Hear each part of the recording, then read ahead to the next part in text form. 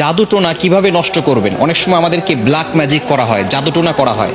আপনি আপনার উপরে কেউ তাবিজ করেছে কিনা, কিভাবে আপনি জাদুটোনা নষ্ট করবেন? কারো কাছে যেতে হবে না, আপনি ঘরে বসেই নিজে নিজে এই জাদুটে নষ্ট করতে পারবেন। বিশেষ করে আমাদেরকে সতর্ক থাকতে হবে। অনেক সময় আমরা বিভিন্ন মানুষের কাছে যাই এবং আমরা সেখানে গিয়ে বলি, আমাকে একটু হাজিরা করে দেখেন যে আমার ভিতরে কোনো জিন আছে কিনা। তারা তো ঠিকই, যদি জিন নাও থাকে আপনার উপরে জিন একটা চালান করে দিবে, এরপরে আপনার কাছ থেকে বারবার এই জিনের মাধ্যমে ডিস্টার্ব করিয়ে আপনার কাছ থেকে টাকা খাবে। এজন্য আপনি কারো কাছে যাবেন না, নিজে ঘরে বসেই আপনি আপনার জাদুটোনা দূর করতে পারবেন, জাদুটাকে নষ্ট করে দিতে পারবেন। বর্তমান সমাজে ম্যাক্সিমাম সময় দেখা যাচ্ছে যে আত্মীয় স্বজন, একেবারে কাছের মানুষগুলো আপনাকে জাদুটোনা করে আপনার জীবনটাকে নষ্ট করে ফেলবে। অনেক সময় দেখবেন কিভাবে বুঝবেন? আপনি অনেক সময় অসুস্থ হয়ে পড়ছেন, কিছুই ভালো লাগে না, ঘরে ভালো লাগে না, দোকানে ভালো লাগে না, ব্যবসায়িক প্রতিষ্ঠানে ভালো লাগে না, অথবা ব্যবসায় বারবার লস হয়ে যাচ্ছে, অথবা সংসারে কোনো শান্তি নাই, স্বামী স্ত্রীর ভিতরে ঝগড়া হচ্ছে, অথবা কোনো মেয়ের বিয়ে হচ্ছে না। এই ধরনের কারণগুলো হচ্ছে ব্ল্যাক ম্যাজিক করা, জাদুটোনা করা। এটা হচ্ছে তার লক্ষণ। জাদুটোনা করেছে কিনা তার লক্ষণ হচ্ছে বারবার অসুস্থ হয়ে যাওয়া, বিভিন্নভাবে আপনি অসুস্থ হয়ে পড়ছেন।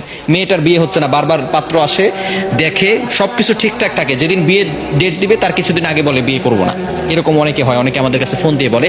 এটা হচ্ছে ব্ল্যাক ম্যাজিক, জাদুটোনার একটি অন্যতম লক্ষণ। এরকম লক্ষণ যদি আপনার ভিতরে থেকে থাকে, তাহলে আপনি জাদুটোনা কিভাবে নষ্ট করবেন আজকে বলে দিব।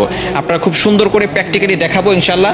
আপনি দেখে এটা যদি প্র্যাকটিস করেন, ইনশাল্লাহ জাদুটোনা যদি থেকে থাকে তাহলে আপনি নিজেই এটা করলে আপনার জাদুটোনা কেটে যাবে। ব্ল্যাক ম্যাজিক করে আপনাকে কেউ ক্ষতি করতে পারবে না, এবং এরপর থেকে আপনাকে কিছু আমল করতে হবে। আচ্ছা, আমি আপনাদেরকে দেখাচ্ছি। কলম আছে নাকি কারো কাছে? এই যে একটা কলম। সর্বপ্রথম আপনি যে কাজটা করবেন, প্রথমে অজু করবেন। অজু করে আপনি সূরাতুল ফাতিহা একবার পড়বেন, সূরা ফালাক একবার পড়বেন, সূরা নাস একবার পড়বেন, সূরা ইখলাস একবার পড়বেন। এরপরে আয়াতুল কুরসি পড়বেন। প্রথমে সূরা ফাতিহা একবার, এরপরে সূরা ফালাক একবার, সূরা নাস একবার, এরপরে সূরা ইখলাস একবার, আয়াতুল কুরসি একবার।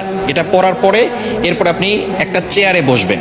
অজু অবস্থায়, পবিত্র অবস্থায় চেয়ারে বসবেন। মনে রাখবেন, কোরআনের ভিতরে আল্লাহ তাআলা শিফা দিয়েছেন। আল্লাহ তাআলা নিজেই বলে দিয়েছেন, 15 নম্বর পারা 9 নম্বর পৃষ্ঠা 2 নম্বর লাইন, সূরা বানী ইসরাঈলের 82 নম্বর আয়াতে আল্লাহ তাআলা বলছেন, ওয়া নুনাজ্জিলু মিনাল কুরআন মা হুয়া শিফাউ ওয়া রাহমাতুল লিল মুমিনিন। আমি আল্লাহ তাআলা মুমিনদের জন্য কোরআনটা শিফা স্বরূপ নাজিল করে দিয়েছি। প্রথমে আপনি বসবেন একটা চেয়ারের উপরে, পবিত্র হয়ে, অজু করে পবিত্র হয়ে তারপরে বসবেন। বসার পরে একবার সূরা ফাতিহা পড়বেন, এরপরে আপনি সূরা ইখলাস, সূরা ফালাক, সূরা নাস পড়বেন, এরপর আয়াতুল কুরসি পড়বেন। এরপরে আপনি 7 বার সূরা ফাতিহা পড়তে হবে। আউযুবিল্লাহ বিসমিল্লাহ সহকারে এই যে একটা ছুরি নেবেন ডান হাতে, এটা আমি পেন দিয়ে দেখাচ্ছি, আপনি একটা ছুরি নেবেন। ডান হাতে একটা ছুরি নিয়ে আপনি মাথার উপরে রাখবেন, এভাবে রেখে আউযুবিল্লাহ বিসমিল্লাহ সহকারে সূরা ফাতিহা পড়বেন। পড়ে আপনি ছুরিতে ফু দিবেন।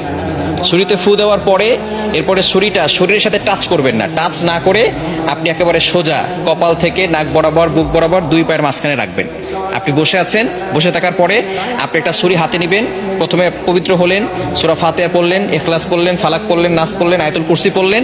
এরপরে ছুরিটাকে আউযুবিল্লাহ বিসমিল্লাহ সহকারে সূরা ফাতিহা পড়ে ছুরিতে ফু দিবেন।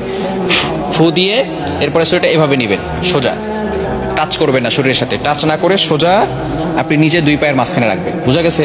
এভাবে একবার করলেন। আবারও আউযুবিল্লাহ বিসমিল্লাহ সহকারে সূরা ফাতিহা পড়বেন, শুধু সূরা ফাতিহা পড়ে ছুরিতে ফু দিবেন। ফু দিয়ে আপনি এটাকে সোজা নিয়ে যাবেন ইনশাআল্লাহ।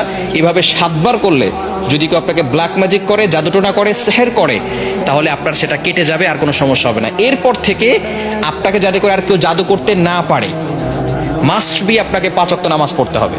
এবং কেউ যাতে করে জাদু করে, তাবিজ করে আপনাকে কোনো ক্ষতি করতে না পারে, 5 ওয়াক্ত নামাজ পড়ে আয়াতুল কুরসি, 4 কুল, সূরা বাকারা শেষ 2 আয়াত, এগুলো পড়ে বুকে ফু দিবেন এবং হাতে ফু দিয়ে পুরো শরীরকে মাসাজ করে দিবেন।